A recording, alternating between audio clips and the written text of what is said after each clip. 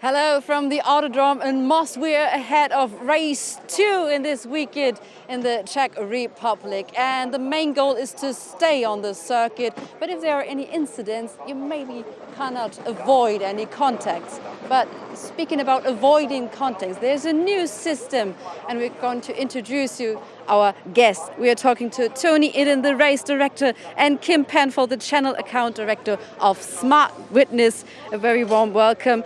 Kim, let's say this simple. Maybe you at home know some video assistant referees watching football. It is comparable, the system Smart Witness. How do you do that? Yeah, absolutely. It's exactly the same. The VAR that we do with our paperwork, exactly the same, as it is in football. And so, Tony, you got a much quicker review of all the scenes than you have to be. Yes, compared with 2 years ago, we were taking maybe 30 minutes to look at the data. But with the Smart Witness, we literally can have it now within 30 seconds. Very quick system. So let's have a look, and we're going to see some pictures of the work behind the scenes. And you see the control room where you sit with your technical system, and then you, Tony, will enter the room somehow. How many scenes will you check during this? It could vary from event to event, but over the last 24 hours, we've checked it 6 times. We have 3 systems. We have onboard cameras from the TV production, we have the cameras trackside, and now we have the benefit of the onboard, so we can download the data immediately if something happens and verify whether it's what we have is accurate or not. How is the procedure for Smart Witness? What are your first steps? If Tony calls, let's face it. Yeah, if Tony says, we do it. So basically, Smart Witness will sit inside the race control alongside the race directors. We'll see a view from our fleet software. Then Tony will see that there's an incident. Tony will say, truck A and truck B, we need to go and look at that. We'll download the footage and send it over to Tony or one of the race control so they can actually see whether it's an event or if it's just a penalty that needs to be looked at later on in the race. Normally we do talk about race incidents, but here in Most everything is different. We already had some incidents during qualifying. For example, Han Janiek, that was an incident that you already checked during qualifying. Why was that necessary? We had reports from the marshals that something was happening, and we're watching the screens inside race control. And we probably have 24 different screens from different cameras around the circuit. Maybe we can show the audience the pictures of this incident. Yeah, and then we turn to Smart Witness. We need the data down from this truck or that truck at a certain time. And they're very quick, pull it down, we can have a look at it. If there's something unusual, we like to make a fair decision whether there's going to be penalties or not. So it has to be accurate, and it's as accurate as anything from the Smart Witness data. Kim, why did you get involved in truck racing? Look, Smart Witness love trucks and they love truck racing. We've been pioneering telematic hardware for the last 15 years, and driver safety is absolutely massive. I mean, to work alongside the One Truck family and the likes of Tony, it's just a dream for us. And we can take the data and the analysis that we actually find from the race, put from the track to the street, and we can carry on using that analysis to just improve driver safety all the time. And if we can have a 5-ton truck going around at 100 miles an hour around a racetrack and have perfect visibility of the camera, we can do it on any truck in any country around the world. I can imagine that. Tony, anything you'd like to add? Yes, I mean, the benefit is the drivers are now aware that we've got Big Brother in the cab, and we're actually sitting on their shoulder watching them. So we've noticed a slight change in driving standards. So, safety all the way. Thank you very much. Thank you very much. So safety, and Big Brother. We also got 2 Big Brothers here, Joachim Eberts and Chaz Droykot, your commentators for this race. Yes, thank you very much indeed, Christine. And yes, as you heard there, Big Brother is always watching. There is never a shortage of visibility on what these trucks are doing. Hello everybody, I'm Chaz Droykot, and I'll be with you for race 2 this afternoon, and of course all of the action over the rest of the weekend as well. We had a fantastic first race, won of course by Norbert Kisch, only just from Sasha Lenz. And Teo Calve, who we see there, was, of course, the winner in the Chrome category, finishing 8th overall. That means that he is reversed onto pole position for this second race of the day. The top 8 from the first race get reversed around. And that means that there's not really anybody that sort of runs away with it time after time and race after race. It's not always the same people at the front. It just means that a lot of these drivers a bit further back will have a bit more work to do this time round. So they could get a race win potentially from the first race on outright pace through the field. And we saw in the first race, some drivers would tell you that it was difficult to overtake here. Other drivers, such as all of the ones we saw in the first race, would disagree completely. And it's back down to Christina, who's ready for a chat. Yes, I'm ready for a chat with Teo Calve, starting from pole position in this reverse grid. And I have to scream so that he can understand me. He does. So you're starting from pole position and you're currently leading also the Goodyear Cup. Congratulations to that. What are you expecting for this race? Honestly, I want to make my best. I'm learning in Europe, and if I can make a podium or win, it's fantastic. But I want to try to defend everyone, because there is big guys next to me and at the back. So yeah, I really want to keep my place and keep my position. And we'll see. Big guys and girls, indeed. You said earlier to me that you're used from starting pole position in France, but that you mentioned right now, starting here, a different circuit is different. Why is that so different for you? You know, the level here, it's much better. All the guys have a big experience, so it's for that. It's not the same, but it's okay. I'm confident. I know well this track, so yeah, I'm confident for the race, and we will see. And what also is giving some confidence is, of course, the fans in the stands. You are here on home track. How did you interact with the fans? I saw someone taking pictures, and this is really nice to see, have the family back. Yeah, that's true. It's really good to see the fun again. It's been a long time. Here we are at home with Burnout. It's not my personal home, but for Burnout it's the home place. So yeah, it's really nice to see again everybody, and yeah, to make pictures and everything. I hope everybody is enjoying the moment. Me personally, I enjoy a lot.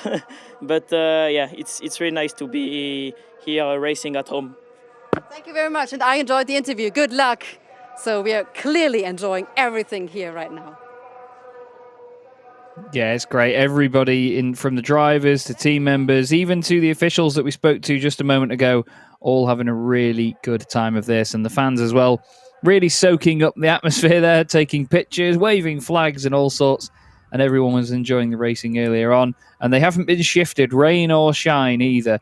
The weather conditions have been very challenging, not just for the drivers and teams this weekend, but for the fans as well. But they are still out here in large numbers, and we hope to see them stay that way all through the rest of the season.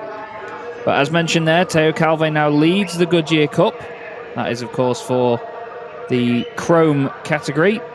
And this is the man that joins him on the front row of the grid, Andrei Kurzim, in the number 11 machine for Don't Touch Racing. And I tell you what, it's the irony that team is named such, because the contacts at the Hungaroring would say otherwise. But Andre, another one of these very exciting drivers in this championship that's always good fun to watch, especially when he has to make his way up through the order, making moves and just trying to get one over on his opponents in these humongous, powerful machines. But it's certainly an exciting front row. And whoever leads them down to turn one will have a very difficult job defending from everybody else behind them. There certainly is a number of drivers all looking to go out for the glory this time round. There's Anthony Janiak.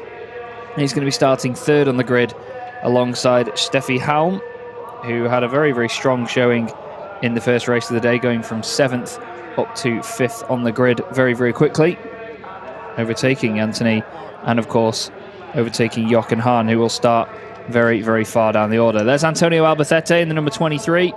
Look out for him as well. He was on a charge late on in that race, not quite able to get past Adam Lachko. But now Adam's going to be starting behind him. A lot of the hard work is already done for him. You can see their team members working on the trucks into the final couple of minutes before the race. And I've been told that the second race, which we're going to have, is going to start normally. There won't be any yellow flag for the first lap, but we head back down to the grid again for Christina. Yeah, we are here at the back of the grid. Unfortunately for Jochen Hahn, you had a puncture. How did that happen? No, we have two problems. We have the puncture rear left, and we have a problem, a technical problem also. And anyway, I must stop.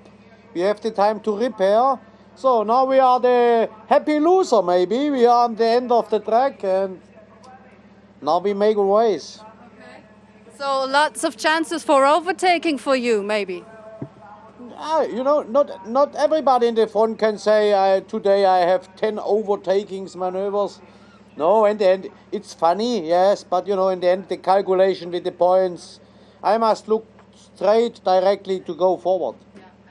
No, it's not funny at all, of course, but I know you are a man that with a great sense of humor, of course, but always competitive. So what is your tactics right now? You need to get straight from the start attacking, or how are you going to do with it? No, in the end you can only lose the race in the first corner, not win. You know, it's look, go safe and go forward. Thank you very much. Look, go safe and go forward. Chaz, that's good for you too.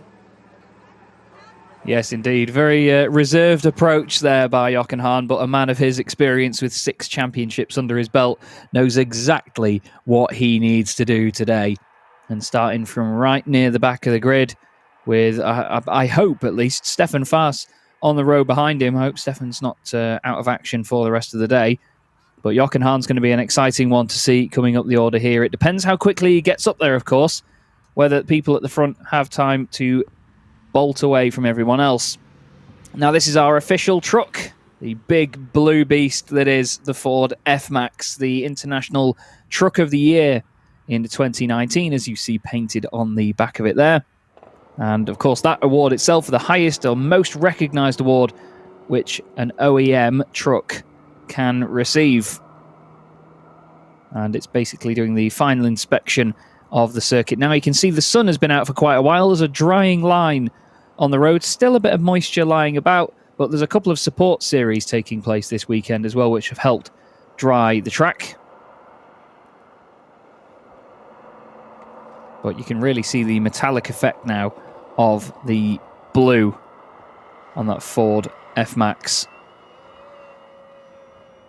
You can hear some fans as well and marshals cheering it on.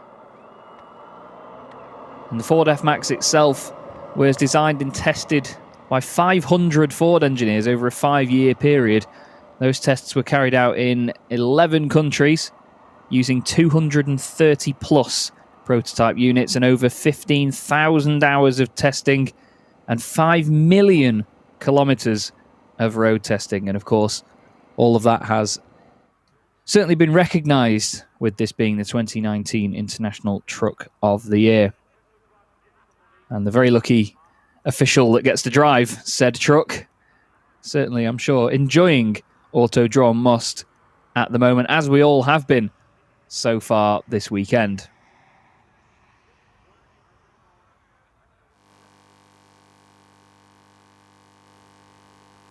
There's the fantastic bridge between turns 15 and 16.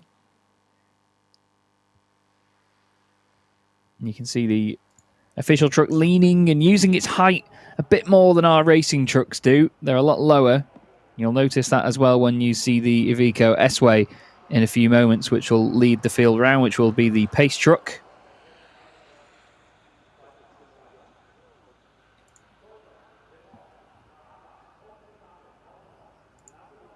But the conditions are a lot better than they were previously now, so lap times will come absolutely tumbling down for this second race of the weekend. This will be round 6 of the championship. Now, the graphics, of course, say round 4 because this was planned to be the 4th meeting of the season. after Misano, Nürburgring and Hungaroring, not particularly in that order, but Misano has been moved to the end of the season, and the Nürburgring round, as mentioned earlier on in the day, got cancelled. So this is the second race meeting. We've had 4 races started so far before this weekend, and only 3 of them finished after the accident for Stefan Faas at the Hungaroring. But round 5, technically, took place earlier on. I hope you followed me through that one, because that was a very strangled route to get there. Less than a minute to go then on the gantry, and the Iveco S-Way pace truck will lead us around. It's a good time to mention as well that the Iveco S-Way is biogas powered, as everybody within the One Truck family and in the ETRC is working towards making sure that we have a greener future for motorsport with less emissions and all of that good clean stuff. 30-second board goes in the air. You could see Stefan Faas at the back of the grid there in the number 24 truck, so it's good to see the Tank Pool 24 racing machine is there. He's the only Scania in the field, for what I can see. The rest are Ivecos, MANs and Freightliners. So Stefan Faas hoping to do his bit to uphold the honour of Scania, and everybody gets away from the line. Then Teo Calvé and Andrei Kurzim make up your front row of the grid, followed by Anthony Janiak and Steffi Halm, trucks 66 and 44 on row 2. Behind them is Antonio Albacete and his dancing partner from the first race, Adam Lachko, in the number 55 Bagheera Racing Freightliner. Then we have Sasha Lenz in truck 30 alongside Norbert Kish, the 2 drivers that are going at it for the championship lead at this early stage. Then it's Shane Brereton and René Reinhardt. It's worth mentioning as well, Teo Calvé, the pole sitter, is a Chrome class driver, and the next one down is Shane Brereton in 9th place overall, so he's got a good advantage to get some strong points here in the Goodyear Cup. Jamie Anderson lines up 11th in truck 33 alongside Lucas Hahn, son of Jochen. Then we have Heinrich Clemens Hecker, 13th on the grid alongside Alia Koloc, her home race this weekend. Luke Garrett will start 15th on the grid. And then we have our 2 non-finishers from the first race, Jochen Hahn and Stefan Faas, on the back row of the grid. And you see there at the bottom of your screen, the official pace truck, the Iveco S-Way, is powered by Bio-LNG.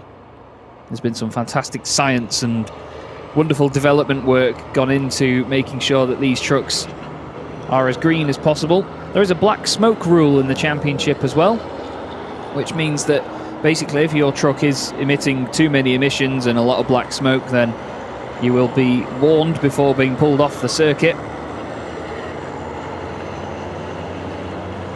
Basically because the championship doesn't want to be putting out such emissions, which is a great thing to support, really. It's a fantastic, fantastic championship for that. Everybody does such a great job at making sure the sustainability of this series is there. And it's committed to the Paris Agreement to reach net zero by 2038 at the latest. So that tells you how confident this championship is. There's a really comprehensive, I should say. I nearly said controversial. Comprehensive look at your grid. Teo Calvé and Andrei Kurzim on the front row. Then it's Janiak and Halm. Albacete and Lachko dancing again from row 3 ahead of Lenz and Kish. Keep an eye on those 2 coming through the order. Then Shane Brereton and René Reinhardt in 9th and 10th. Jamie Anderson 11th ahead of Lucas Hahn and Heinrich Clemens Hecker. He starts alongside Alia Koloc. Then we have Luke Garrett in the number 86, being shared with Tom O'Rourke. And then it's Jochen Hahn, 16th, and Stefan Faas at the back of the grid. But as Jochen Hahn alluded to earlier, there's no point for him to try and win the race at the first corner. He's just going to pick his way through the field, bit by bit, one by one. And it's going to be a very exciting race to watch. So it's Teo Calvé that's going to lead them away then. The young Frenchman taking a win in the Goodyear Cup in the previous race.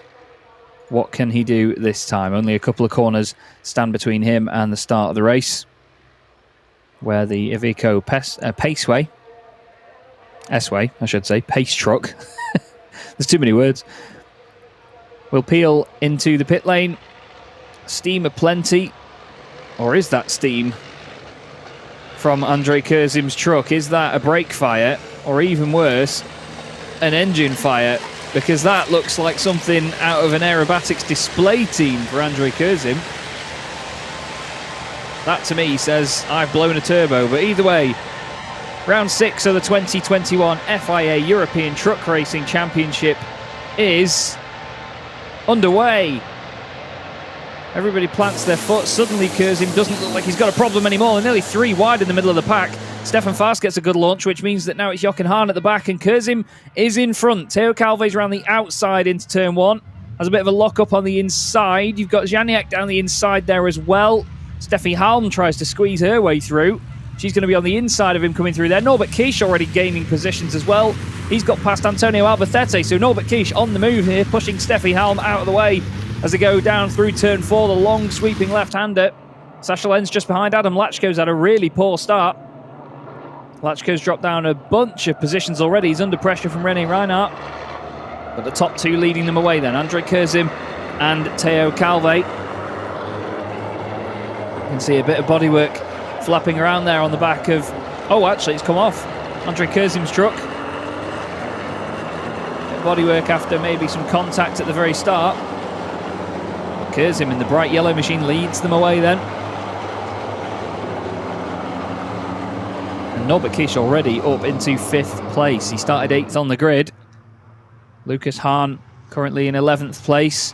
But speaking of the number 11, it is truck 11 leading the way. Theo Calve chasing him down there in the Freightliner. Through turns 15 and 16, keeping it nice and tidy.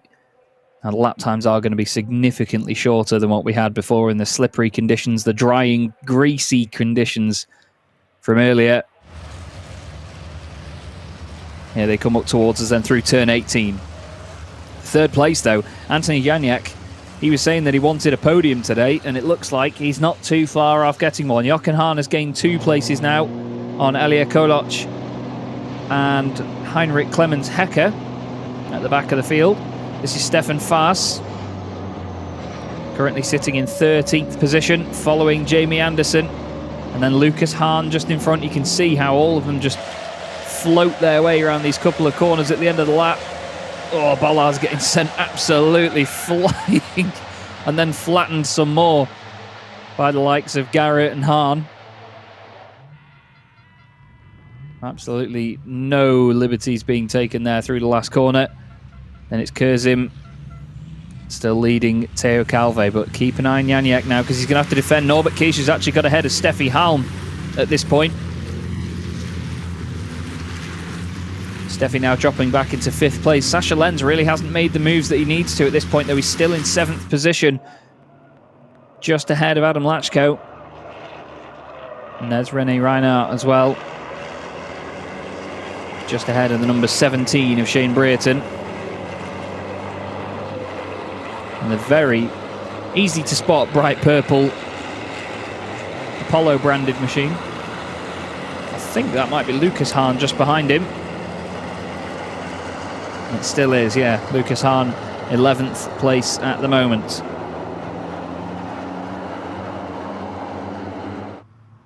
Jochen Hahn still not able to get past Luke Garrett yet either. But we've got 1 lap in the books already, nearly 2 actually, as they go through turns 15 and 16. And then through the kink at turn 18. Down the hill, underneath the bridge. Big sideways moment there by Jochen Hahn. Just trying to get on the power and make sure that he gets a run on Luke Garrett to try and overtake him. But as he said earlier, he's just going to keep his eyes forward and move through the field bit by bit. Speaking of bit by bit, Norbert Kish is trying to rip pieces off the back of Janiak's truck bit by bit. By the look of it, he's all over him at the moment.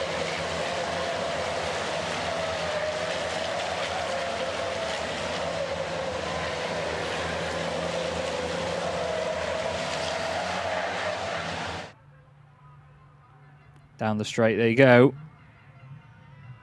Hard onto the brakes. They're sticking with Teo Calvé as well, but this is the problem now for Teo.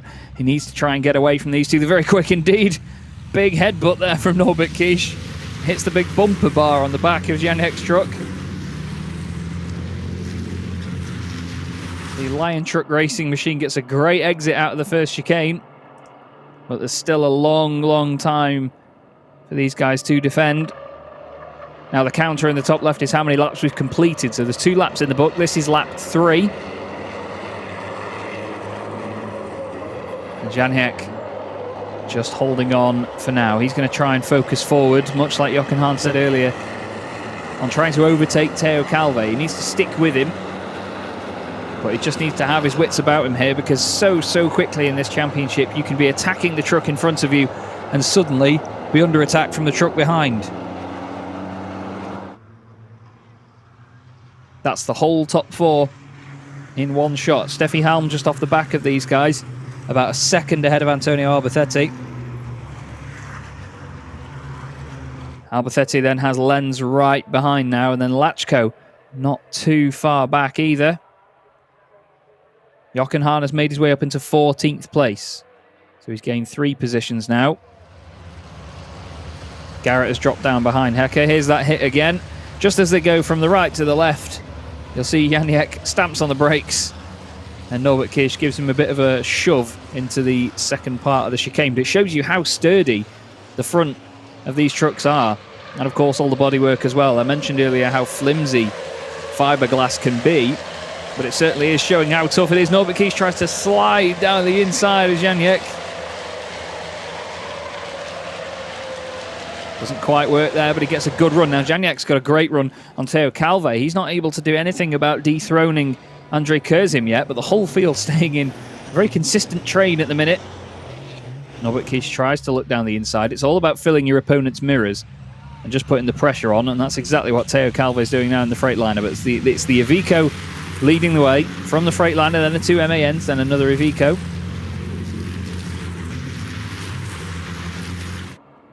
And Norbert Kish just looking so racy at the moment. He knows that he's got a number of positions over Sascha Lenz, and he wants to extend that championship gap. A DNF at the start of the season put him on the back foot, but since then he's been unstoppable. 3 pole positions, 3 race wins, and he could do it all again tomorrow, but you'll have to see. Janiek now defending slightly. He's not going too hard with the defensive moves. He's not sort of parking the truck on the apex or anything, but he's just got it in the right place at the right time. And I think that Norbert knows that the 2 of them need to move together back up behind Calvé. Otherwise, they might not be able to close back in on them again.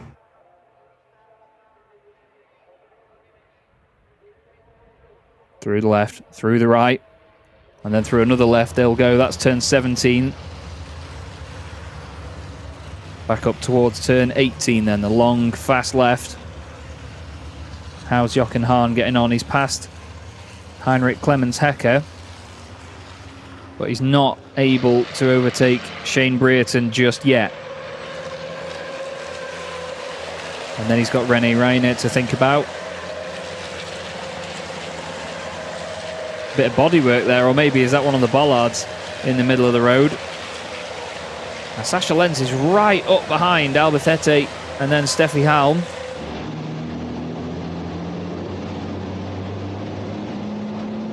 Now Alia Koloc, Luke Garrett and René Reiner all have 2 warnings for track limits. The next one that they get will mean they've got to have a drive-through penalty. So with some of the markers being knocked out, they've not really got the reference point as to where the track limits is. Heinrich Clemens Hecker getting a 2nd warning as well now. So it continues to be a test for these drivers to make sure they keep within the track limits. As I said at the top of the broadcast at the start of the day, this track is such a flowing circuit. It's so difficult to get right lap after lap.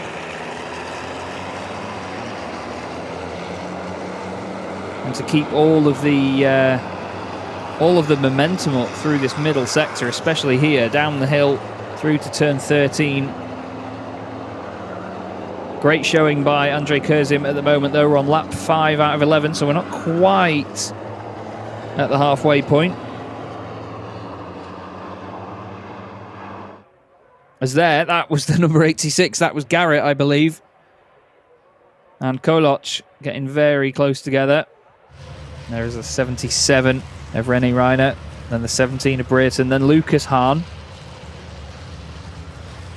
Probably wondering when his dad's going to overtake him. But this has not been the start of the season that Jochen Hahn would have wanted, but this is motorsport. It's never forgiving, it's never easy. It's a new truck for him this year, I believe, the Iveco S-Way. He's used to driving an MAN. So those bollards are effectively penalty markers. That's basically where the track limits are for these trucks. So if you hit them, that's basically you triggering the track limits. And then you'll get a slap on the wrists and told to come into the pit lane. So Norbert Kish is now ahead of Janiek. He's done it on that lap. And now he's all over the back of Teo Calve. Can anybody stop him? Front right of the truck is looking a little bit second-hand. Not sure if that's from the contact earlier on, but it was more on the front left that he had the contact with Janiek. But Teo Calve will be looking in his mirrors thinking now, oh, not you. Out of all the people that could be trying to overtake me, not you. Norbert Kish, easily the fastest person out there this weekend. And we've got a drive-through penalty for Luke Garrett, truck 86. He's been a naughty boy as Teo Calve's overcooked it. Norbert Kish says thank you very much, but in Hungarian, and goes down the inside. And he's up into second place. Teo just overcooked it the slightest bit on the brakes. And the Reveche Racing Team truck needed no second invitation. Now, what can he do about going after Andrei Kurzim up front? Is he going to curse him as such? Now, Janiek still in fourth. Can he overtake Teo Calve? That's the next question. Andrei flying at the moment. Norbert Kish almost on 3 wheels as he goes through turn 16. The front left wheel nearly coming off the ground there. They have differing contact patches with the way that suspension leans and bends. They've got this fantastic angle on the front wheels because of the amount of body roll. It sort of pulls the tyre away from the surface. So they have the tyres really leaning in to whichever way the steering is being turned. So when the body does lean, that inside tyre still has a lot of grip. Hard on the power out the final corner. There's Andrei Kurzim, a great example of how quick these trucks go in a straight line. They are governed to 100 miles an hour. And there you could see the flashing board on the gantry. Drive through for 86. Albacete, Lenz and Lachko all very close together. Lenz now ahead of Lachko. After starting behind him on the grid, you can see that lean there from the tyres as Norbert Kish wrestles his truck out of the chicane. I know I mentioned it earlier, but I don't know what it is, but Norbert Kish's truck just looks a lot faster than everybody else at the moment. Just looks so purposeful on its way through. The gap was 1.2 seconds at the start of the previous lap. And as you see there, to go with the fact that these trucks are so powerful and still racing machines, all of the HVO diesel that is used is 100% renewable. And that goes hand in hand with obviously making sure that teams prepare the engines in the right way, that produces no black smoke, no dirty emissions, or at least very minimal emissions. But this is the top two. Andrei Kurzim almost running scared at the moment. It'd be great for him to hold on to this. He didn't have the easiest start to the championship. Truck 11 currently sits 11th in the championship with only 5 points. But he's hoping that he can hold on here. We're on lap 7 out of 11. So he's got 4 more to go. And Norbert is ever closer. He's gained half a second in the last lap. Oh no! Alia Koloc has lost a lot of bodywork off the front of her truck there. Now it's her home race this weekend, so you've got to wonder where has that gone and what has she hit.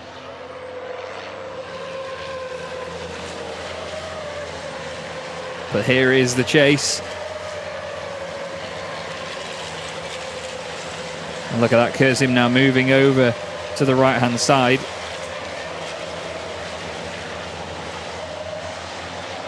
And apparently, Luke Garrett has served his drive-through penalty for track limits, but he's crossed the white line as he's exited the pits, so he might get another one, or at least some form of penalty. We'll confirm that one later. Now, on to lap 8. Norbert Kish can sense another victory. He's trying to make it 4 in a row.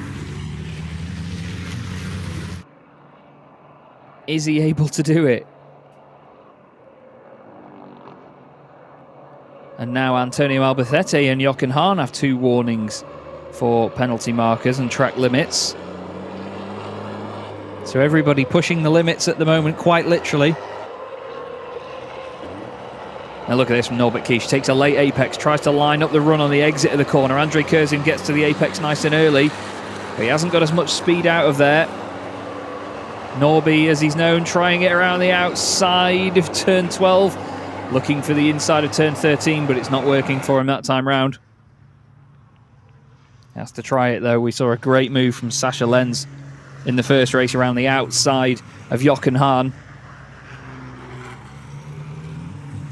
Good defensive driving though from Andrei Kurzim at the moment. He's doing everything he needs to do to ensure that he holds on to this place. Teo Calve still third as well. He's got a good bit of real estate between himself and then Janiek, Halm, Albacete and Lenz. They're all in a fantastic quartet. Sascha Lenz not able to get past the Spaniard yet. Jochen Hahn still 13th behind Anderson. Stefan Faas up to 14th place now. And there is that train. Jochen Hahn at the back of it. And he's got Lucas Hahn, his son, just 2 positions ahead. I think Lucas, of course, will have family bragging rights after this one. Granted that his dad started at the back of the grid, though. But that's all the gap is now. 0.3 of a second between your 2 leaders. Andrei Kurzim moves over to the left. Norbert Kish has a quick look over to the right. Tries to tuck the truck in exactly where he wants it. Takes a late apex again. He knows exactly what he's doing right now.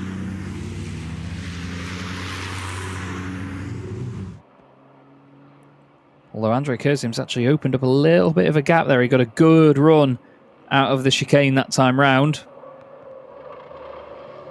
This is going to be strong points for Teo Calve, 3rd place overall as well at the moment. And of course, strong points for the Goodyear Cup. Oh, Norbert nearly going into the back of Kurzim there onto the brakes. Again, just focusing on the run out of the corner. This is lap 9 out of 11. There's 2 more to go. Is it going to be 11 laps led for Truck 11? Currently P11 in the championship. Or he was at least coming into this race meeting, I should say.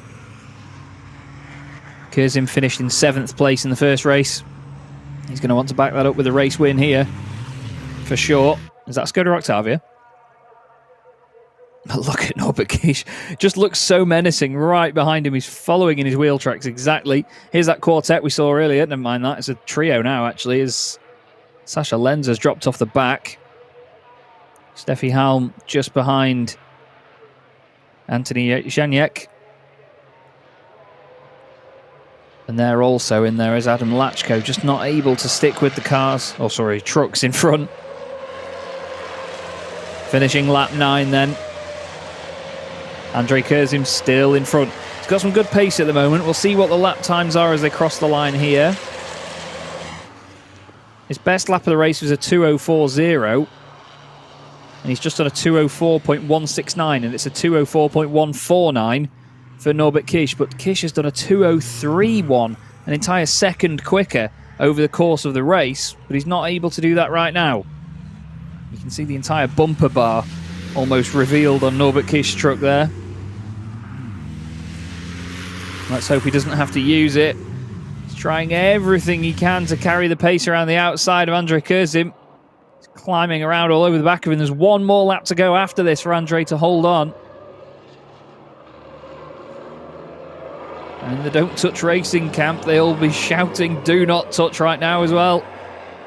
As down the inside goes Norbert Kish, sends it on him last minute. I'm not sure who sounded the horn at who then, but it's probably Andre saying, "Oi, stop that."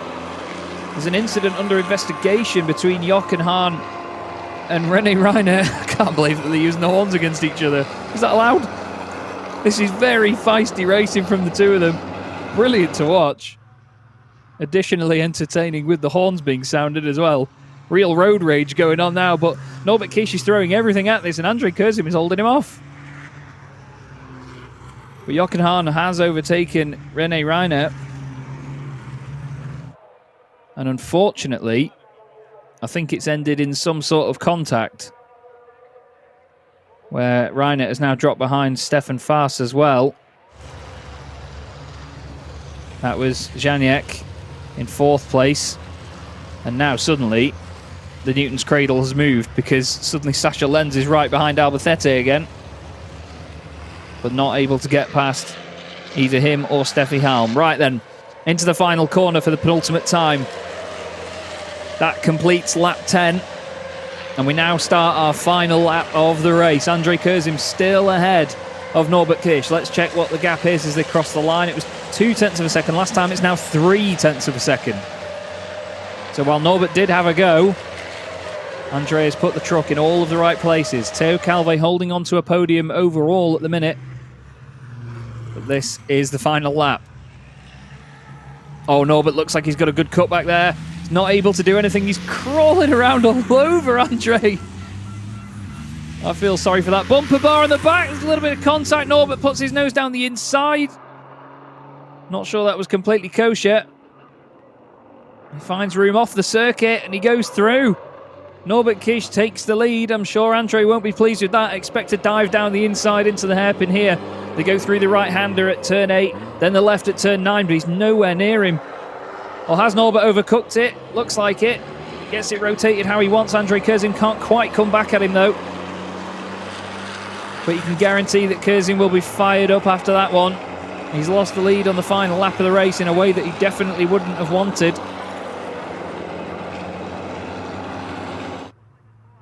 Surprised he's not sounding the horn more often, to be honest.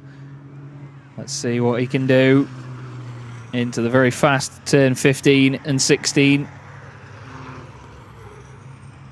You've got to have such a stable truck through there. Really keep it tidy. Norbert Kish through turn 16. And the incident is under investigation by Smart Witness, who we spoke to earlier. So I'm going to hold my breath on that one. I'm not sure we'll get it completely before the end of the race, because there's only a couple of corners to go. But it looks to me like Norbert Kish is going to take this through turn 21. And for the 4th time this season and the 4th time in a row, Norbert Kish takes the race win.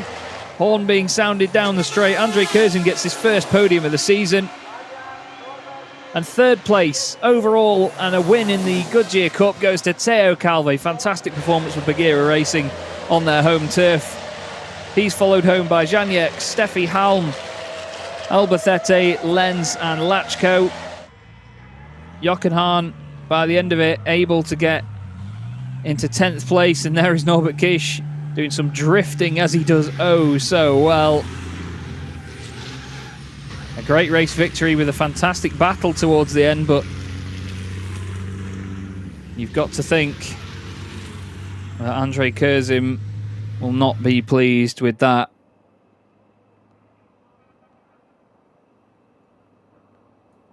You can see that the front of the truck is certainly used. That's not showroom standard, but fair play to Andre Kurzim. You know, he didn't rise up to any sort of red mist or any anger that he could have had there. He could have easily just sent it back down the inside on Norbert Kish, but Andre raced very respectfully there and took a very well-deserved 2nd place. That's a lot of championship points for him. But Norbert Kish, again, coming through from 8th on the grid to take a win. He did that in race 2 on the Sunday at the Hungaroring, which was round 4 of the championship. And it was absolutely amazing to watch. Calvé gets third. Janiak was fourth, ahead of Steffi Howell, Malbethete and Lenz, who were all very close together. Adam Lachko was just over a second back. Second in the chrome category was Shane Brereton in truck 17, and Jochen Hahn got a top 10. Jamie Anderson was third in the chrome category, 11th overall, ahead of Lucas Hahn. Stefan Faas managed to recover up to 13th. René Reiner finishing 14th overall. Heinrich Clemens Hecker, Alia Koloc and Luke Garrett rounding out the field, meaning that everybody that started that race finished it. And if you never thought you'd see trucks drifting, there you go. Phenomenal control, isn't it? Absolutely phenomenal control of these vehicles. And it just shows you, you know, what these drivers have in their locker, really.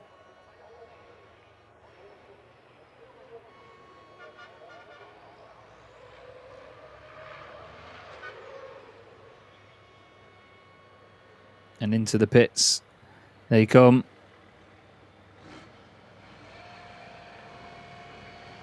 And it's another win for Norbert Kish. Of course, the incident will be looked at, or was at least being looked at earlier. I'm not sure whether the result has come back from that yet. So we'll have to see whether Norbert holds on to that win for the move on Andre Kurzim, but we know that all of the team at Smart Witness are working very hard on that. Now the winner in the chrome category, obviously Theo Calvé, gets a podium overall as well. He'll be over the moon with that one. And that means that he'll go straight to Parc Fermé, and rather than having 4 trucks in this area where we get the top 3 and then the winner in the chrome category, we only get the 3. But for now, there is the, well, what's left of Norbert Kish's truck. Andre Kurzim finishing in second place. And Theo Calvé on the home turf of Bagheera Racing, taking a podium finish.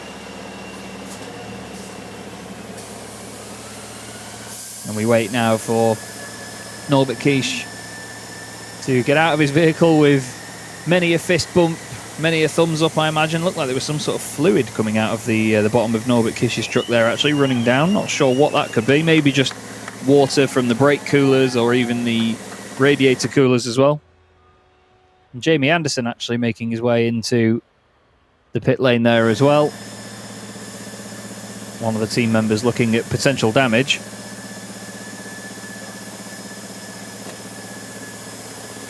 But Norbert Kish does it again. 4 race wins this season. He looks at the fluid coming out and thinks, was that me? And that is Andre Kurzim. And they, you know, no hard feelings between the pair of them, clearly. A good handshake and a nod and a chat. So Andre Kurzim, with all due respect there, does a great job. You can just see how much of a vibrant and happy place this paddock is. There's Theo Calvé. The young Frenchman will be over the moon, like I've said. Really, really good stuff from Theo Calvé. He's been very impressive this season. He said he's learning over here in the European Truck Racing Championship, and learn indeed he is. It's a great way to go learning, isn't it? Beat school. But he's honing his craft, getting better and better as a race driver. He congratulates Andre Kurzim on second place. And he will now speak to Christina. Yes, we're going to have a quick chat with Theo Calvé. Congratulations, you're on the podium, not only for the Goodyear Cup, but also for the championship. Congratulations. Yeah, thank you. Yeah, I made a great race. I was constant. Just missed the start because I was on the side. It was wet on my side, so I spun at the start. Andre made a better start than me, but I finished P3. It's good for me, for the championship, for the team. I'm really happy. It's my second podium in TRC championship, so yeah, I'm happy. And a lot of points for the Goodyear Cup as well. Yeah, also I scored a lot of points in the Goodyear Cup. You told me that I was first. I think I made a better gap, but yeah, I'm happy. Thank you very much. You do see a happy Theo Calvé. Yeah, understandably as well. He worked very, very hard there to try and hold off the likes of Anthony Janiak and, of course, our eventual race winner, Norbert Kish, who wins by just under a second from Andre Kurzim. Teo Calvé, as we just spoke to there, finishing in third. His countryman, Anthony Janiak, finishing behind.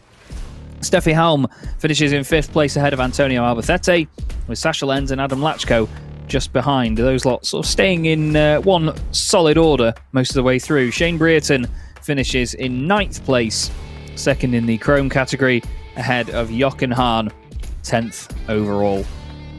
Behind him was Jamie Anderson in truck 33, ahead of Lucas Hahn, finishing 12th overall. Stefan Fast 13th, ahead of René Reiner and Heinrich Clemens Hecker. Alia Koloc 37 seconds down with damage to her truck, and Luke Garrett, after a drive-through penalty, finishing in 17th place. Not an easy day so far for some of the trucks further down the order, but they keep on fighting and they keep on pushing, and they try and squeeze every single point and every single result out of these machines that they can. Now we'll go back down to Christina, who's found another one of our wonderful people in the paddock to have a chat with. Yes, it's Norbert Kish again. So, I might say congratulations, but it's still under investigation, to be honest. So, the incident with you and Andre Kurzim, what do you personally think? But, you know, I stuck my nose in, and then he tried and he moved across, and then he forced me a little bit to the grass, and, you know, last lap, I stuck my nose in. Why should I lift, you know? So I didn't lift. And then I think he noticed that I'm there when we touch, and then he gives me space. And then we go side by side to the next turn, and I overtake him, you know. So I think it shouldn't be a big problem. I mean, I didn't, you know, push him like in a turn or whatever. You know, in the exit, I had a much better exit, stuck my nose in. He tried to close it and force me to the grass. You know, I don't know. We'll see what they think about it. But either way, I'm happy with the race because the start was really, really good. I could see the light, you know, because it's very difficult to see the light from the rows in the back, because the cabins are so big, you know, that they block your view and you cannot see the light. But this time I could see the light, so I could get a much better start than Adam in front of me, overtake him, and then, you know, then I go step by step. I think the rest of the things was quite clean and good, so, you know, I'm happy. Thank you very much, then. We go to the podium, and he does see light, and we do also. Chaz, I hope you see the light too. Yeah, indeed. He makes a good defence, doesn't he, Norbert Kish, explaining the situation there. You know, there's definitely two ways of looking at it, but I stuck my nose down the inside. Why should I lift, Your Honour? But great racing from the pair of them, though. A really good chase by Norbert Kish. And, of course, Andre Kurzim putting the truck in all of the right places there. Maybe did move across, of course, on Norbert there, but that's for the stewards to look at and not for me, just some bloke sat in front of a computer in Britain to decide, unfortunately. Still, handshakes all round as all the drivers prepare to go up onto the podium. We'll have the three podiums, first off for overall, then the Goodyear Cup, and then for the teams. So, the third place driver in that one overall, and of course the eventual winner in the Goodyear Cup will be number 20, Teo Calvé.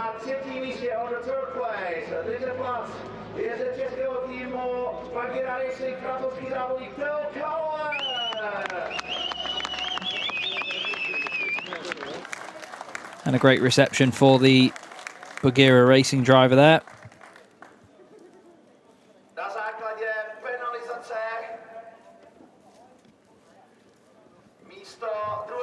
And we wait for a second. And Norbert Kish is given second place due to a penalty. Oh, well, never mind then. So that's me corrected as well. It's a good thing because I wrote it down that way. Andre Kurzim second place. And then your race winner, Norbert Kish, takes the win. So I think everybody got a little bit excited there that Andre Kurzim had taken his first win this season. Norby getting shouts from his fans and team members and all sorts.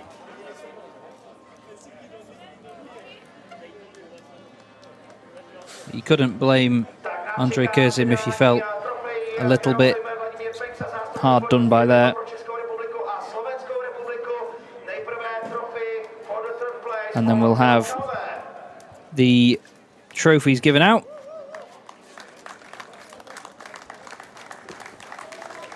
Teo Calvé, a third place overall trophy. That will mean a lot to him. He'll be really, really happy. Some strong silverware to take home. Second place to Andrei Kurzim. He's really pleased with that alone. Look at that.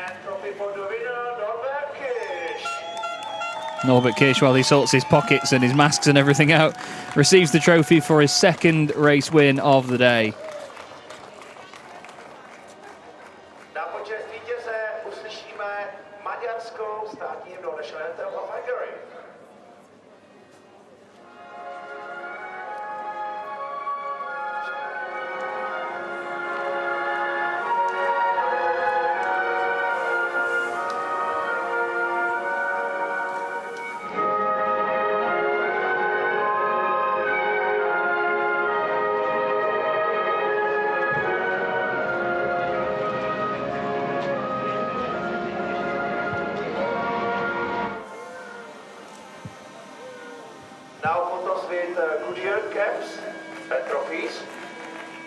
And there you go then.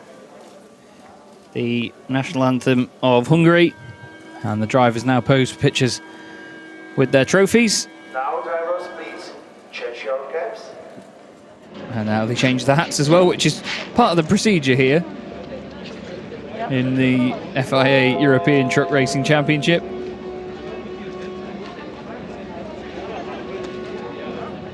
Teo Calvé, he held his arms up for a long time in the earlier podium presentation as well. And now he's got to do it for even longer. But Champagne again, he knows he wasn't quite as quick off the marks with the Champagne as he was in the race. So hopefully Teo Calvé can sort that out for his podium celebrations, because he's getting a lot more of them now. There you go for Norbert Kish, sprays the Champagne from the top step for the second time today. He gets soaked, and of course they can soak each other now because they have a long time before the next session, of course being tomorrow morning, when we have qualifying 2 and Super Pole to determine tomorrow's grid for its first race. Cheers all round. Norbert saying, what are you doing here? But now they can actually have a drink of the Champagne and enjoy what's left of their day and their evening. Plenty of work to still be done on the trucks, of course. But they know they'll all have another fantastic day's worth of racing tomorrow. But now we have the Goodyear Cup, as you hear there from our wonderful announcer at the circuit. The drivers in the Chrome category that finished first, second and third in their respective standings for that race. And by now, I think you know who's going to be the winner, with the amount of times that just I've told you, to be honest. But third place is going to be the number 33 truck from Anderson Racing, Jamie Anderson.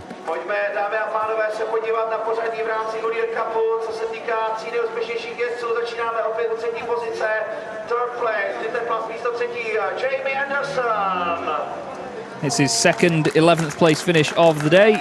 He finished race 2, where he finished race 1. And it's the same for Shane Brereton, second in the Goodyear Cup for the second time today, finishing 9th overall.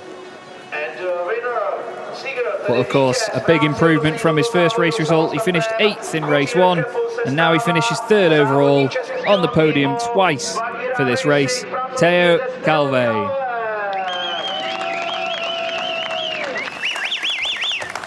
He's become a real star and a considerable championship leader now in the Goodyear Cup. Very, very well deserved indeed by Teo Calvé. And they will now give out the trophies before we get the the national anthem of France. Now trophy for the second place for Shane Brereton. And trophy for the winner, Teo Calvé. And there you go, Teo Calvé gets another trophy to his name, this time a gold one, and the second one today as well. His arms up in the air again. He must have incredible arm strength. The two British drivers and a French driver on the podium, and the French national anthem.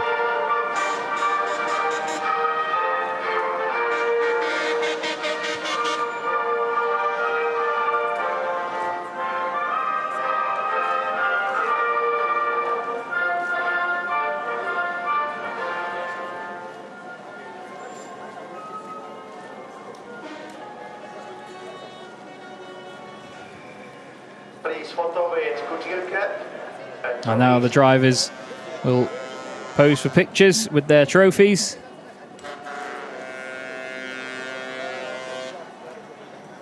And champagne.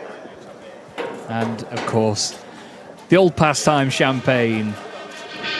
Now watch these two Brits rip into a bottle of champagne, let me tell you. We like a bottle of champagne over here. Jamie Anderson's not quite there. Yes, he is. Have that, he says. You may have beaten me in the race, but I've beaten you to get in the cork out of this bottle. Teo Calvé soaks him back. I'll tell you what, champagne spraying should be its own sport. Fantastic from these guys. Very well done to Teo Calvé, Jamie Anderson, and of course, Shane Brayton. And I've been told that Christina has Andrej Kurzim, our overall second place finisher from that race, standing by. Yes, and we're very grateful that he can do the interview because he needs to go and to see, of course, race control afterwards. What do you think about the incident in the last lap from your perspective? Yes, I know Nobby is a very hard driver sometimes, but now we have to look at the videos and yes, maybe I can get a little advantage and maybe we can go on the first place. We don't know. But I think it was a normal race situation and everything is okay. Okay, that's really fair play because the system Smart Witness is there for fair play. So he said he just stuck his nose there. Yes, yes. What would you describe it? Yes, he was touching me a little bit, but no, I think it was okay. We have to show the videos, but I think it's a normal race situation for us. But you are Don't Touch Racing competing for it, literally. Yes, a crazy name, but only the name. Okay. Nice guy. Thank you very much. Have a good day. So back to you, Chaz. Yeah, Andrej Kurzim there, confirming what I thought earlier. It's just a name, basically. So Don't Touch Racing, certainly defending hard. But like he said there, it was just hard racing with Norbert Kish. They both gave it absolutely everything they could. Smart Witness looking at the incidents. But what a great day's racing we've had, rounded out by a brilliant race 2, round 6 of the championship complete. The trucks made their way away in glorious, slightly glorious sunshine. Still changeable conditions here at Autodrome Most. But it was Teo Calvé with a lot resting on his shoulders to try and hold everyone off. It's incredible, Andrej Kurzim's truck didn't have more problems by the look of it, the way it came around the final corner for the first time, but as Teo told us, he spun up his rear tyres on the wet side of the circuit and wasn't able to get the start he wanted, so Kurzim led them into turn 1. Norbert Kish had a fantastic start and got up to 5th place by the end of lap 1. That's not without a bit of argy-bargy from everybody else. Steffi Halm and Anthony Janiak having a bit of fisticuffs through the first chicane. Calvé kept Kurzim honest though throughout the opening stages of the race. He was not disappearing off into the distance.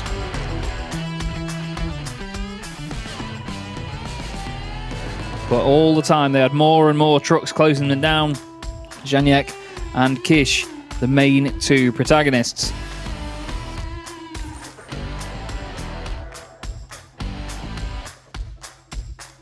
A bit of contact between the two through the chicane. Making sure that Janiak knew he was there is probably how Norbert Kish would describe it. But eventually he would make the move after staring at the back of that very bright yellow truck for what seemed like an absolute age in the middle of the race. Jochen Hahn making his way up the order as well. A bit further back, would eventually finish in 10th place. But picking them off one by one nice and safely is exactly what he wanted to do. Kish did eventually get ahead of Janiak, as mentioned, and then set about chasing down Teo Calvé for second place. Teo would just overcook it slightly into the hairpin, but that wasn't before. He had a fantastic run, holding off Norbert for a handful of corners, but then the true moment into the chicane, into the hairpin, hard on the brakes, locking up and running wide was all that Kish needed. He would then go about setting fastest lap after fastest lap, chasing down Andrei Kurzim with only a handful of them to go. The chase soon began, with Kish trying to use every single piece of the truck to find his way through. Kurzim did a great job at holding him off, albeit with a few squeezes and bumps and scrapes along the way. The rest of the field shuffled around in the meantime inside the top 10, but overall not too many positions changed by the end. Then the move came. Norbert Kish looks down the inside of Kurzim, the two of them rub panels, and eventually, as they headed into turn 6 and 7, it would be Kish that took the lead and stayed there with only one lap remaining. He took it, and his fourth win of the season. Of course, the incident still under investigation, but on the road, it was Kish from Kurzim with Teo Calvé in third, and the drifting began. A great display of vehicle control and a great display of pace once again from Norbert Kish, who is really defining himself as the man to beat this season. The only time he hasn't won a race this year was when he had a failure on the truck in the very first race at the Hungaro Rings. So yeah, top three then, Kish, Kurzim and Calvé, who of course took a win in the Goodyear Cup for that race. So plenty of silverware for the young Frenchman already this weekend. And we'll see what he can do going into the next two races tomorrow. But our overall standings then are as follows. Norbert Kish now leads the championship by 1 point from Sascha Lenz, with Adam Lachko in third, 10 points clear of Antonio Albacete. Steffi Halm is fifth, and Jochen Hahn is on less than half of the points of Norbert Kish. The six-time champion will have a lot of work to do to catch up. Teo Calvé leads the Goodyear Cup, and in the overall championship, he is seventh ahead of Shane Brereton on 20 points. Andrei Kurzim and Anthony Janiak round out the top 10. Good stuff from Janiak, considering that this is his first meeting of the year. But it's been a fantastic first two races of the weekend, Christina. Lots of fun so far in very changeable conditions. Let's hope we can get more tomorrow.